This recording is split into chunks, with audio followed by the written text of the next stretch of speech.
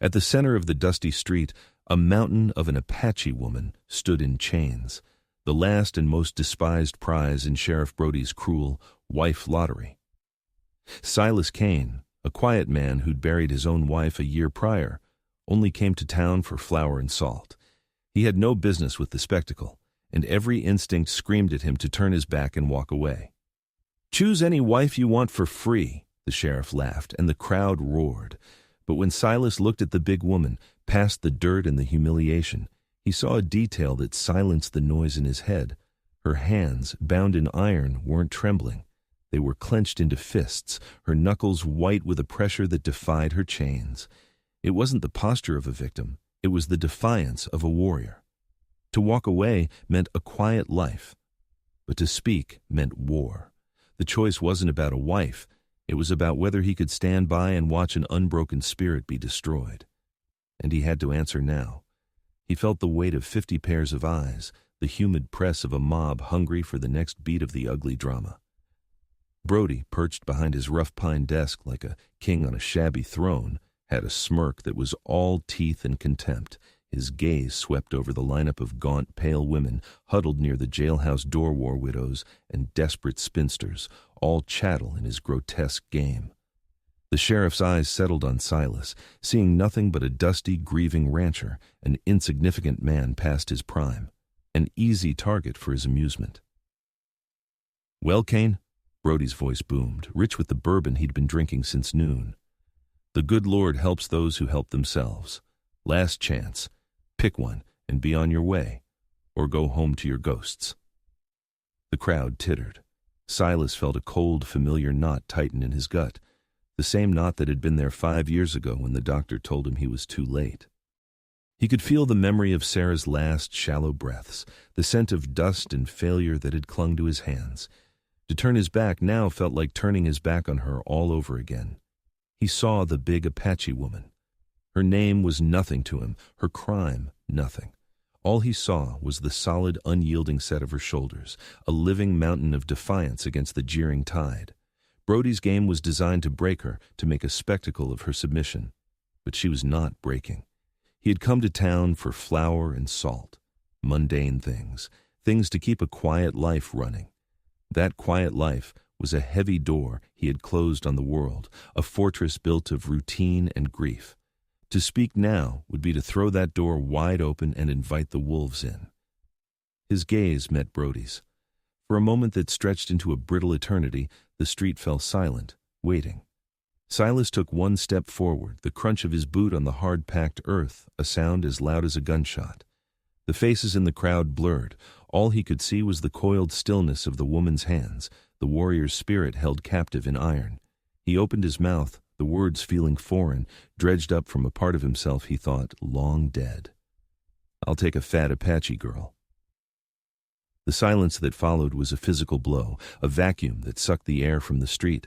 Then came the explosion, not of laughter, but of shock. Men turned to each other, their mouths agape. Women gasped, their hands flying to their faces. Sheriff Brody's smirk faltered, his eyes narrowing in genuine surprise, before it was replaced by a wave of derisive, booming laughter that echoed off the false fronts of the buildings. He slapped his hand on the desk, the sound a crack of thunder. "By God, Kane, I knew you were a lonely old fool, but I didn't think you were a blind one," he guffawed, wiping a tear of mirth from his eye. "Fine, she's yours. One less mouth for the county to feed." He shoved a crude, ink-stained document across the desk towards Silas. It wasn't a marriage certificate, it was a bill of sale, a deed of ownership, an instrument of profound and utter damnation. Silas's hand did not shake as he picked up the offered pen. The ink was thick and black. As he signed his name, he could feel the burning stare of every citizen, feel the brand of his choice settling onto his own skin. He had not just claimed a woman, he had declared himself an enemy of the town's cruel consensus. The act was done. Brody tore the paper in half, keeping one copy and shoving the other into Silas's chest. He tossed a key onto the desk. "She's your property now. Do with her as you please." Silas picked up the key. It felt heavier than it should. He walked towards the Apache woman, the crowd parting before him like a filthy sea. She did not look at him. Her eyes were fixed on the distant horizon, on a world beyond this cage of humiliation. Her stillness was immense, a challenge. He stood before her, seeing the dust caked in the intricate braids of her black hair, the raw chafe marks on her wrists where the manacles dug into her flesh. He unlocked the chains. They fell to the dust with a soft final clink. For the first time, she turned her head and looked at him. Her eyes were not filled with gratitude or fear or hope. They were as dark and hard as river stones, bottomless and unreadable. She gave him nothing. Without a word, he turned and began to walk towards his wagon at the edge of town. He didn't look back to see if she was following. He knew she was. He could feel the weight of her presence at his back, a silent, imposing shadow. With every step, he left his quiet life further behind, the mocking laughter of the sheriff a fading echo. He had no plan. He had no words. He had only a cause he didn't yet understand, and the heavy, palpable knowledge that the war had just begun. The silence on Silas's ranch was a different kind of quiet now. It was no longer the hollow echo of grief, but a heavy, watchful stillness stretched taut between the small cabin and the barn. For 3 days, Nahali had moved like a shadow cast by the sun, a formidable presence who demanded nothing and offered nothing. Silas, true to his wordless promise, gave her space. He left a plate of stew on the rough-hewn table in the main room and retreated to the porch, a silent offering with no expectation of thanks. He saw the plate was empty the next morning. It was a language he understood. Trust, he knew, was not built with words, but with the steady rhythm of respect. He mended his fences, she observed. She disappeared into the low canyons for hours, returning with wild herbs he hadn't seen since his wife was alive. A silent reciprocity. He provided shelter. She brought the land's hidden bounty. The first test of their fragile peace arrived on the 4th day in a cloud of dust and cheap authority. 2 of Brody's deputies, a lanky youth and a pot-bellied veteran, rode into his yard. They didn't dismount, a calculated insult. "Sheriff sent us to inspect the property," the older one drawled, his eyes lingering on Nahali as she stood near the corral, her form immense and unmoving. It was a clear act of intimidation, a reminder of who held the power. Silas felt the old urge to remain unseen, to let the world pass by. But he wasn't just a quiet rancher anymore. He was a keeper. As the deputies began their lazy, condescending patrol, a loud crack echoed from the far end of the corral, followed by the terrified bawl of a calf. A heavy support beam, rotted by the winter damp, had given way, collapsing a section of the fence and trapping a newborn calf beneath it. The mother cow bellowed in panic. The deputies laughed. "Looks like you got your hands full, old man." Before Silas could even move, Nahali was in motion. She flowed across the yard, not with speed, but with an unstoppable, deliberate force. With a grunt that seemed to come from the very earth, she wrapped her powerful arms around the splintered beam, a piece of timber that would have taken Silas and another man to shift, and heaved. Wood groaned, muscles strained, and with a surge of raw, astonishing power, she lifted it high enough for the calf to scramble free. She set the beam down as if it were a common log. The deputies' laughter died in their throats. Their smirks were replaced by a flicker of genuine shock, a hint of fear. They saw what Silas was beginning to see. This was not a burden. She was an asset of immeasurable worth. They tipped their hats, a gesture that was now laced with a thread of grudging respect, and rode out without another word. Silas looked at Nahali, who simply began gathering the scattered fence posts, her face a mask of stone. The immediate threat was gone, but the larger complication was now as clear as the blue sky above. Brody's interest was not in the woman, but in what she represented. And he was not a man who gave up. That night, the quiet was heavier, laced with a new kind of dread. Silas was cleaning his rifle by the low fire, a habit from a life he'd tried to bury, when the dog let out a single sharp bark before being silenced. His blood ran cold. He didn't need to see them to know they were there. He moved to the window, his motions fluid and silent, the rust of the grieving rancher falling away to reveal the hard-worn steel of the army scout beneath. He saw them, 4 of Brody's men, creeping towards the cabin, their shapes dark against the moonlit grass. They thought him weak, a foolish old man who'd taken on a liability. They were about to learn how wrong they were. He didn't wake Nahali. This was his fight. He slipped out the back, a ghost in the darkness, circling around the barn. The first man went down without a sound, a well-placed rock to the temple. The second found his feet kicked out from under him, his head meeting the hard-packed earth with a sickening thud. Silas moved not with the brawling force of a younger man, but with a lethal economy of motion, using the shadows and the terrain as weapons. The raid was a pathetic, clumsy affair, and it was over in minutes. As the last man fled into the darkness, a shape emerged from the barn. Nahali. She had not been sleeping. She held a heavy, gnarled piece of wood in her hand, ready. In the chaos of the clumsy search, one of the men had torn open a rawhide satchel she'd kept hidden. Its contents lay scattered in the moonlight. Silas knelt. Among the dried herbs and smooth river stones was a piece of tanned deer hide, meticulously folded. He gently opened it. It was not a religious artifact. It was a map, drawn with a precise, knowledgeable hand, showing the intricate network of canyons and waterways of the valley, a geography only someone who had lived on this land for generations could know. At the heart of the map, nestled in the deepest canyon, was a symbol, a mark that made the breath catch in his throat. Silver, a rich, untapped vein. In that instant, the entire ugly spectacle in town snapped into sharp, brutal focus. This was never about a lottery. It was never about a fat Apache girl. It was a targeted, systematic hunt for this very piece of leather. Brody hadn't been getting rid of a burden. He'd been trying to acquire the key to a kingdom. The stakes were no longer about protecting a woman from a cruel sheriff. It was about protecting a people's legacy from a genocidal thief. They were no longer a rancher and a victim. They were partners, guardians of a shared, deadly secret, and Silas felt the terrifying dread wash over him as he finally understood the depths of Brody's greed and the lengths the man would go to get what he wanted. The law arrived 3 days later, and it was Brody's ultimate weapon. He didn't come with thugs, but with a smirking, self-satisfied U.S. Marshal, brandishing a document thick with official seals. The marriage contract, the marshal declared, was null and void, signed under duress, invalid across state lines, a dozen legal daggers that all amounted to the same thing. Nahali was no longer Silas's wife. She was a fugitive, a trespasser on land that would soon be forfeit. To drive the point home, Brody had deputized a posse of 20 men from town, their faces alight with the greed of men promised a share of the land and the silver beneath it. They surrounded his small ranch, a tightening noose of legal authority. The siege had begun. This was the moment Silas had dreaded for 5 years. He felt the cold specter of his wife's death settle over him, the crushing guilt of a protector who had failed. He saw the same pattern repeating. His choice, his attempt to protect someone, had once again brought ruin to his door. He looked out at the armed men, the crushing weight of their numbers, and his blind self took over. This was his burden to bear.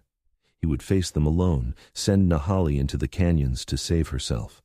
His isolation, he thought, was his last and only shield. He turned to her, his face set in a mask of grim resolve. "You have to go," he said, the words heavy and final. "They want you. This is my fight now." Nahali looked at him, her dark eyes seeing not the defiant rancher, but the wounded man beneath, a man retreating into the cold prison of his own grief. She did not argue. She did not plead. She simply turned and walked to the hearth, picked up his hunting rifle, and handed it to him. Then she walked to the other side of the cabin, picked up her own bow, and strung it with a quiet, deliberate motion. She took her position at the far window, a silent, unmovable mountain of resolve. The action was more powerful than any words. It was a clear, unspoken declaration. Your fortress is a tomb. I will not let you die in it alone. Our fight is here, together. In that moment of profound, silent confrontation, the siege outside seemed to fade away. All he could see was her, a warrior queen standing her ground, breaking through his isolation with the sheer force of her will. The crushing despair that had settled over him began to recede, replaced by a tiny, unfamiliar flicker. It was not hope, not yet. It was the glimmer of a warrior's spirit recognizing its own. The fight was not lost. It had just found its second soldier. The cabin was no longer a fortress, it was a war room. The siege outside had settled into a tense, patient rhythm, but inside, the air crackled with a new energy. Silas felt it, a shedding of old skin. The ghost of the lone, grieving rancher had finally been exorcised, replaced by the ghost of the army scout he had once been. He had let go of his blind self, the stubborn pride that equated isolation with strength, and in its place was a startling clarity. He laid his own worn military maps with their rigid grid lines and precise elevations beside the supple, flowing deer-hide map Nahali had guarded. His world was made of straight lines and tactical positions. Hers was a living network of animal trails, hidden springs, and secret passages. He had been trying to defend a single point on a map. She saw the whole board. His finger, calloused and scarred, traced a line on her map following a narrow, winding game trail through the treacherous high canyons. It was a path his own maps dismissed as impassable. "Here," he whispered, the sound a low rasp. "They'll expect us to make for the open plains. They'll never expect us to climb." Nahali looked at him, and for the first time, he saw a glimmer of something beyond stoic endurance in her dark eyes. It was the keen, sharp light of a fellow predator. They didn't need a defense, they had a trap. The final piece of the puzzle clicked into place, a plan born not from one mind, but from the fusion of two worlds. They would use Brody's greed against him, use the land itself as their only weapon. The air in the cabin was thick with the silent, thrilling anticipation of the hunt to come. Under the cloak of a moonless night, they moved. Two ghosts slipping through the loose cordon of the posse, melting into the jagged blackness of the high canyons. They left a trail, not of carelessness, but of deliberate, calculated design. A single, fresh hoofprint here, a dropped ration tin there. It was bait, a trail of breadcrumbs leading not to a prize but to a grave. Brody and his 5 best men took it, just as Silas knew they would. Greed made them arrogant. They left the larger posse behind, eager to claim the silver for themselves. They rode into the canyons with the confidence of hunters closing in on their prey, unaware that they had just walked into the jaws of the trap. The land, Nahali's land, came alive. The first rockslide was a thunderous roar that sent horses screaming, separating 2 of the riders from the main group. It wasn't an accident, it was a carefully balanced deadfall, triggered by a single rope Nahali had set an hour before. Further in, a narrow pass became a nightmare of snares and pitfalls, Silas's old army tricks given new life by Nahali's intimate knowledge of every treacherous foothold. One by one, Brody's men were disabled, their horses scattered, their pursuit turned into a confused, desperate scramble for survival. The final confrontation took place at the end of a long, narrow box canyon, a natural dead end. Brody and his 2 remaining deputies found themselves cornered, their path blocked by a wall of sheer rock. Silas and Nahali appeared on the ridge above them, not as targets, but as judges. Brody, his face purple with rage, raised his rifle. "Damn you, Kane! I'll see you hang for this!" Silas didn't raise his own weapon. He stood tall, the wind whipping at his worn coat, and let the truth be his only shield. "There's no silver, Brody," he said, his voice carrying on the high, thin air. "Not for you." "Liar!" Brody spat. "Ask your men," Silas countered, his gaze shifting to the 2 deputies. "Ask them why you brought only your closest few. Ask them what their share of nothing is. He offered you a piece of this land, but he never told you he was selling the soul of it to the railroad for a price you would never see. This wasn't about a claim. It was about a backroom deal." "She," Silas said, gesturing to Nahali, "was the only thing standing in his way." The deputies looked from Silas's steady, unwavering face to Brody's sputtering, furious one. In the sheriff's eyes, they saw not the confidence of a leader, but the frantic panic of a liar caught in the glare of the truth. They saw the greed, the lies, the casual cruelty that had led them into this trap. And in that moment, Brody's authority, the only real weapon he had ever possessed, shattered like cheap glass. One by one, without a word, his last 2 men lowered their rifles and began the long walk back out of the canyon, their silence a more profound damnation than any bullet. Brody was left alone, a king stripped of his crown, his power revealed to be nothing more than a shared illusion. Justice had been served not by a hangman's noose, but by the quiet, crushing weight of the truth. 1 year later, the spring had come to Elk River Valley with a force of undeniable life. The land, once scarred by drought and fear, was healing. The silver from Nahali's mine, legally registered in her tribe's name, had been used to buy back the surrounding territory, creating a protected sanctuary. Families began to return, their quiet languages a gentle murmur on the wind, their hammers and saws a rhythm of rebirth. Silas's ranch was no longer a fortress of isolation. It was the heart of it all. The garden, once a dying testament to his grief, was now a sprawling, vibrant plot of corn, squash, and beans, tended by the strong, knowing hands of a dozen women. The quiet of his porch was now filled with the laughter of children. He and Nahali stood there together, partners in the truest sense of the word.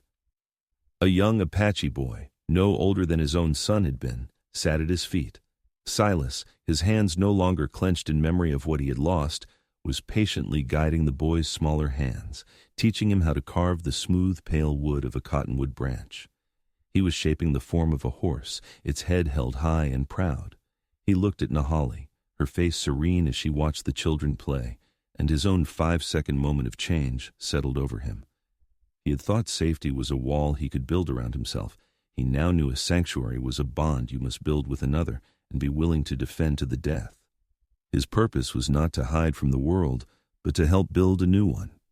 The resonant sound of their community, a legacy born from a single act of defiance, was the only truth that mattered.